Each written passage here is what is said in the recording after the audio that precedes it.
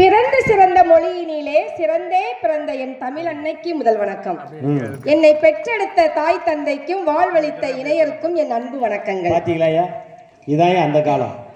மனநி ஐயம்மா ஒரே நிமிஷமா, அவர் தமிழுக்கு வணக்கம் சொன்னாரா? இந்த அம்மா என்ன சொல்லுச்சு?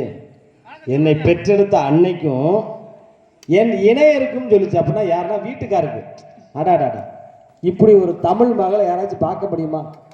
வீட்டுக்காருக்கும் சேர்த்து வணக்கம். அந்த வீட்டுக்காரங்க உட்காந்துருக்காரு, அவர் தான் கூட்டு வந்தார். ஏன் தெரியுமா? திருப்பி கூட்டு போகணும்ல, அதுக்கு தான் வணக்கம், வேற ஒன்றும் இல்லை. மாமா நீங்கள் ஒன்றும் நம்மளை பெருமையாக நினைக்காதீங்க, திருப்பி கூட்டு போகணுங்கிறக்காண்டி உங்களுக்கு ஒரு வணக்கம் வைக்குது அக்கா.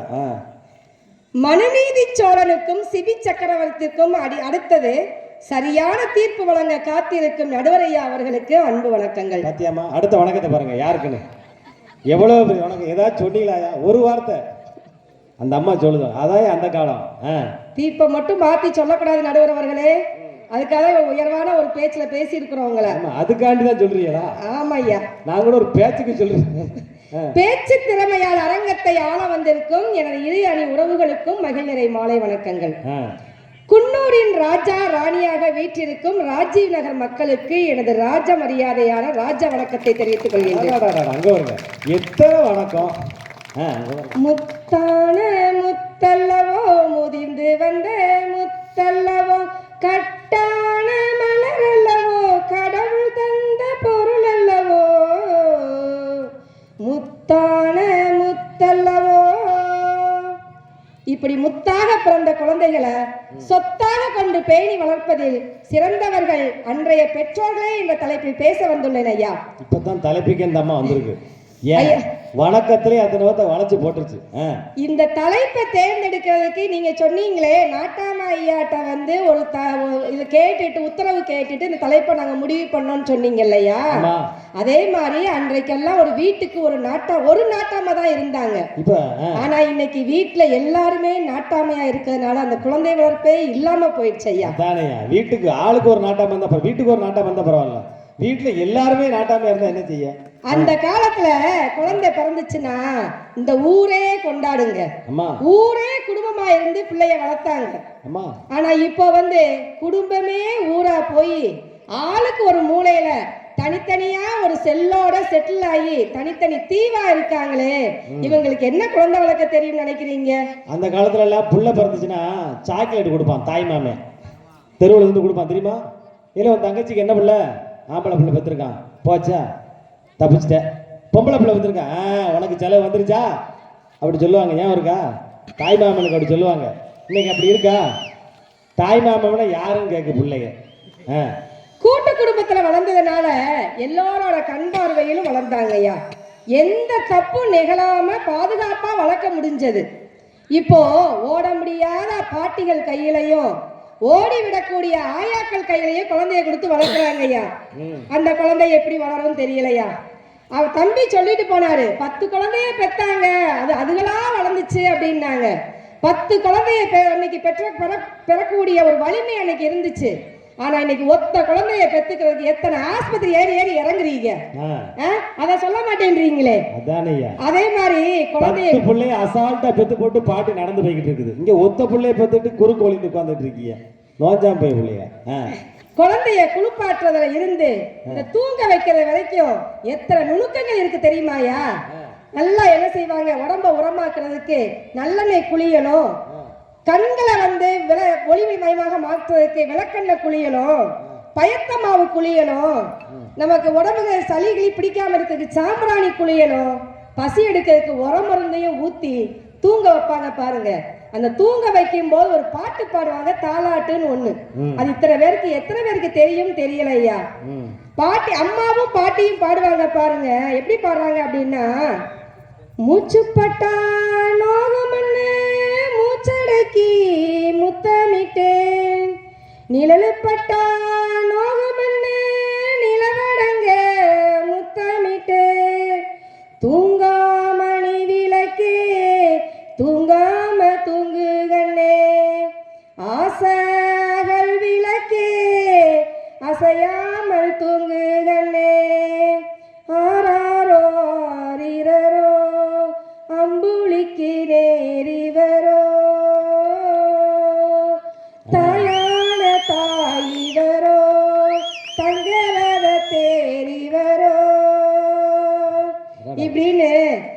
பாடினாங்க ஐயா. எப்படி அப்படி ஒரு தாலாட்டு எப்படி பாடிருக்காங்க பாருங்க. இப்படி இன்னைக்கு ஒரு அம்மா பாடுது, எவண்டி ஒன்ன பெத்தா பெத்தா எதுக்கு தான் பெத்தா பெத்தா பாடுது பாட்டு அப்படி பாடுது. இப்படி அம்மா வந்து தாலாட்டு பாடி தூங்க வச்சாங்க ஐயா. அம்மாவும் ஏதாவது வேலையா இருந்தாங்க அப்படின்னா அந்த பிள்ளை போய் அந்த அத்தை மடியில போய் படுத்து கிடக்கும். அந்த அத்தையும் சும்மா பாட மாட்டாங்க. மூன்றாம் பீரையில் தொட்டில் கட்டி முல்லை மல்லிகை மெத்தையிட்டு தென்குயில் கூட்டம் பண்பாடும் மான்குட்டி கேட்டு கண்மூடும்.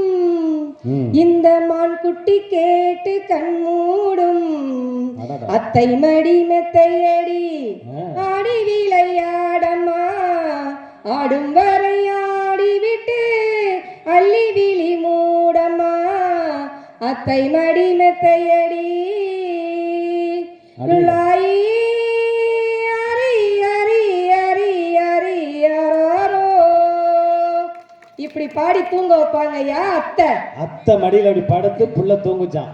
சரி, அத்தை தான் ஏதோ வேலையா இருக்கே அப்படின்னு பார்த்தா அங்க மாமன் தோல் மேல போட்டு அந்த பிள்ளைக்கு தாலாட்டு பாடுவாரு. அது தனி சுகம் ஐயா. தனக்கென்று இத்தனை உறவுகள் இருக்குதே அப்படின்னு தைரியத்துல அந்த குழந்தை எந்த பயம் இல்லாம ஊருக்கு எந்த இதையும் காட்டாம அழகா என்ன செய்ய நல்லா வளர்ந்து வருங்க ஐயா. இந்த தாய் மாமன் எப்படி தாலாட்டுவார் தெரியுமாயா? தோள் மீது தாளாட்ட என் பச்சை கிளி நீ தூங்கு, தாய் போல தாளாட்ட என் தங்கமே நீ தூங்கு.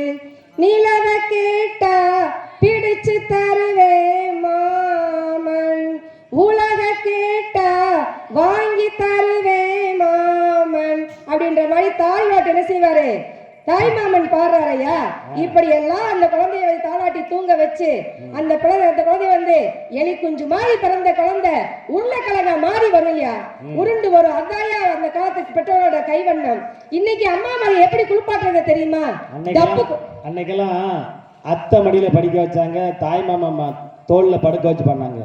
இன்னைக்கு அத்தையை போய் பார்த்து கேட்க அவங்க அப்பாட்ட, இந்தா உன் தங்கச்சி வந்திருக்கா போய் பாரு.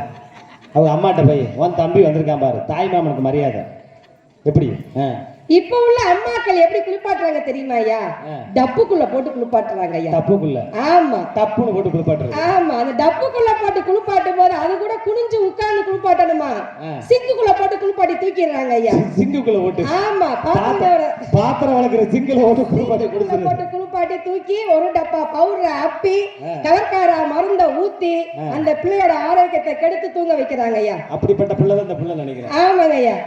அதே மாதிரி நர்ஸு கிட்ட வந்த உடனே நர்சரிக்கு அனுப்பிடுறாங்க ஐயா. இந்த நர்சரிக்கு அனுப்புறதுக்கு நர்சரியில போய் சேர்க்கறதுக்கு 3 லட்சம் ரூபாய் பால்வாடியில. ஆமா, இந்த பால்வாடியில 3 லட்சம் ரூபாய் கொடுத்து அவங்க சேர்க்கிறாங்க அப்படின்னா அங்க என்ன செய்வாங்கன்னு சொல்லி அங்க உள்ள தலைமை ஆசிரியர் கேட்டோம்னா அவங்க என்ன சொல்றாங்க அப்படின்னா, நீங்க 8:30 கொண்டு விட்டுருங்கம்மா, நீங்க 2 பேரும் வேலைக்கு போறீங்க, உங்க பிள்ளை நான் நல்லா பாத்துக்கிறேன், என்னம்மா செய்வீங்கன்னு கேட்டவங்க என்ன சொல்றாங்கன்னா, நீங்க கொண்டு விட்டவனே பாலை கொடுத்து தூங்க வச்சிருவோம். இந்த பாலை கொடுத்து தூங்க வைக்கிறதுக்கு 3 லட்சம் ரூபாய். எல்கேஜி ஆமா, இதுக்கு இவ்வளவு செலவு பண்ண வேண்டியது இருக்கு. இவங்க என்ன அம்மா அப்பா வந்து என்ன செய்றாங்க, இந்த ஒத்த பிள்ளைய வளர்க்கறதுக்கு ஓடி உழைக்கிறாங்க ஐயா. பள்ளிக்கூடத்துக்கு அனுப்புனா புத்தகத்தை கொடுத்து விடுவாங்க, இன்னைக்கு பள்ளிக்கூடத்துக்கு பால் டப்பா கொடுத்து விடுறாங்க. ஆமாங்க ஐயா. அதே மாதிரி 3 வயசு குழந்தையா வகுப்புல கொண்டு விட்டாங்க ஐயா. அந்த 3 வயசு பிள்ளைக்கு வந்து 3 நாளா சாப்பிடவே இல்லை. அவங்க அம்மா என்ன கொடுத்து விட்டாலும் அதை போய் தொடரவே கிடையாது. ஏன் சாப்பிடல? அந்த டீச்சர் என்னென்னமோ சொல்லி வித்தையெல்லாம் காட்டுது. ஆனா அந்த பிள்ளை சாப்பிட தொட்டு கூட பார்க்கல.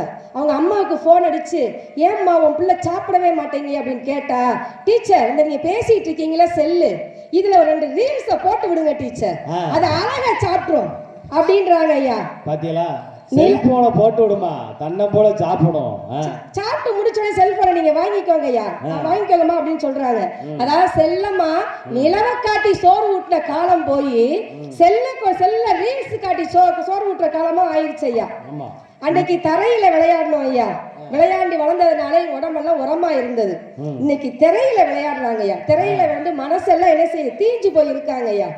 வெயிலோடு விளையாடி வெயிலோடு உறவாடி வெயிலோடு மண்ணு கட்டி ஆட்டம் போட்டவங்க அன்னைக்கு, இன்னைக்கு செல்லோட விளையாடி செல்லோட உறவாடி செல்லோட மண்ணு கட்டி செல்லடிச்சு போயிருக்கோங்க ஐயா. இன்னைக்கு செல்லடிச்சு போனதா இந்த கால தலைமுறையா வந்திருக்காங்க ஐயா.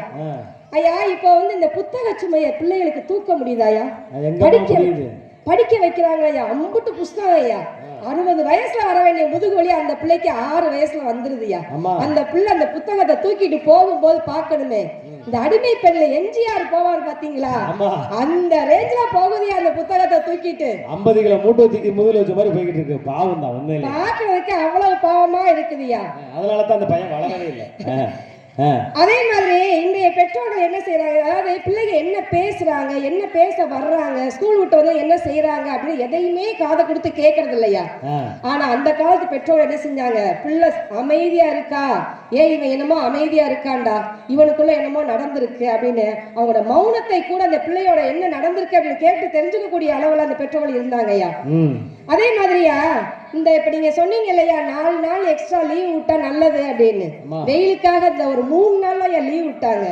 இந்த லீவ்ல ஒரு அப்பா கதறாருயா, எப்ப அரசாங்கமே வேகமா பள்ளிக்கூடத்தை தரங்க, இப்படி லீவை விட்டீங்க என் பிள்ளைய கவனிக்க முடியும். ஒத்த பிள்ளைய வச்சிருக்காரு, அந்த ஒத்த பிள்ளைய வச்சு அனுப்ப முடியும், அதாவது அந்த பிள்ளைய கவனிக்க முடியாம பக்கத்துல போய் சண்டை போட்டு வந்துறான், அங்க சண்டையா போட்டு வரான் அப்படின்னு சொல்லி என்ன செய்யறாங்க, ரொம்ப அழுது இது பண்ணிட்டாரு. அதுக்கப்புறம் பள்ளிக்கூடத்தை வேகமா திறங்க அப்படின்ற மாதிரி சொல்லக்கூடிய ஆளாயிருச்சு. ஒத்த பிள்ளைகளை வச்சு வளர்க்க முடியல. ஆனா அன்னைக்கு அம்மாக்கள் என்ன செஞ்சாங்கன்னா, நல்ல சமையல் மாஸ்டரா இருந்தாங்க, அழகு கலை நிபுணராக இருந்தாங்க, நல்ல ஆசிரியராக இருந்தாங்க, நல்ல மருத்துவரா இருந்தாங்க, எல்லா பண்புகளையும் சொல்லி கொடுத்து வளர்த்தாங்க ஐயா. ஆனா இன்னைக்குள்ள அம்மாமார் என்ன செய்யறாங்க தெரியுமா, அன்பு காட்டுறது கம்மி, ஆசையா பேசுறது கம்மி, நேரம் ஒதுக்குறது கம்மி, நல்லது கெட்டது சொல்லி கொடுக்கறது கம்மி. இதுதான் இந்த காலத்து மம்மி. இப்படி இருக்கிற நீங்க எல்லாம் ஒரு டம்மி. நீங்க மம்மி இல்ல, நீங்க எல்லாம் ஒரு டம்மி. ஆமாயா. அதே மாதிரி அன்றைய பெற்றோர்கள் என்னெல்லாம் கொடுத்தாங்க தெரியுமாயா, அன்பை அள்ளி கொடுத்தாங்கய்யா, பண்பை சொல்லி கொடுத்தாங்கய்யா, பாசத்தை பக்குவமா கொடுத்தாங்கய்யா, கல்வியை கண்டிச்சு கொடுத்தாங்க, கண்டிப்பை வந்து கனிவா கொடுத்தாங்க, ஒற்றுமையை ஒன்றி கொடுத்தாங்க, விட்டு கொடுத்தலை விடாம கொடுத்தாங்க, விருந்தோம்பலை விரும்பி கொடுத்தாங்க, சத்துணவை சத்தமில்லாம கொடுத்தாங்க, ஆரோக்கியத்தை அமைதியா கொடுத்தாங்க, உடற்பயிற்சியை உழைப்பால் கொடுத்தாங்க, மரியாதையை மதிப்பா கொடுத்தாங்க. இத வந்து இந்த ஒரே ஒரு விஷயத்தை சொல்லி முடிச்சிருந்தேன் ஐயா. மரியாதையா கொடுத்தாங்க, அதனால தான் அடிச்சேன். இதுல கவிஞர் வைரமுத்துவோட ஒரு வரிகள் வந்து சொல்ல வேண்டிய அவசியம் இருக்குதுயா. இந்த ஒண்ணு மட்டும் சொல்லி முடிச்சுக்கிறேன். அதாவது அன்றைய அம்மாக்கள் வந்து எவ்வளவு வேலை பிள்ளைகள் இருந்தாலும் சுற்றம் மற்றும் அதாவது கூட்டு குடும்பத்துல இருந்ததுனால எல்லாருமே இந்த பிள்ளையை நல்லா வச்சு பாதுகாத்து வளர்த்துட்டாங்க.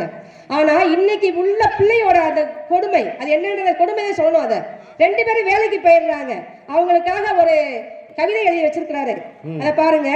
அலுவலகம் விட்டு அம்மா வரும் வரைக்கும் கேசட்டில் தாலாட்டு கேட்டபடி கண்ணுறங்கு. அம்மா வர்ற வரைக்கும் கேசட்ல என்ன செய்யணும், தாலாட்டு பாடி கண்ணுறங்கணும். 9 மணியானால் உன் அப்பா உனக்கு சொந்தமில்லை, 9:30க்கு உன் அம்மா உனக்கு சொந்தமில்லை. தந்தை வந்து கொஞ்சுவதாய் தாய் மடிவதில் தூங்குவதாய் கண்ணான கண்மணியே கனவு கண்டு நீ உறங்கு. தாயென்று காட்டுவதற்கும் தழுவி எடுப்பதற்கும் ஞாயிற்றுக்கிழமை வரும் நல்லவளை கண்ணுறங்கு அப்படின்னு சொல்றாங்க ஐயா. அதாவது ஞாயிற்றுக்கிழமை ஒரு நாள் தான் அந்த பிள்ளைய கொஞ்சுற நேரம். அந்த நேரத்துல கூட இன்றைய அம்மாக்கள் அந்த பிள்ளைய கொஞ்சுறது கிடையாது.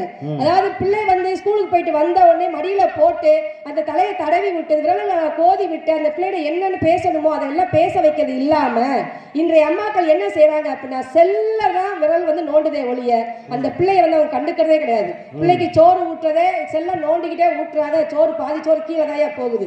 இன்றைய அம்மாக்கள் வந்து குழந்தைகளை வளர்ப்பு முறை இப்படி இருக்கின்றது.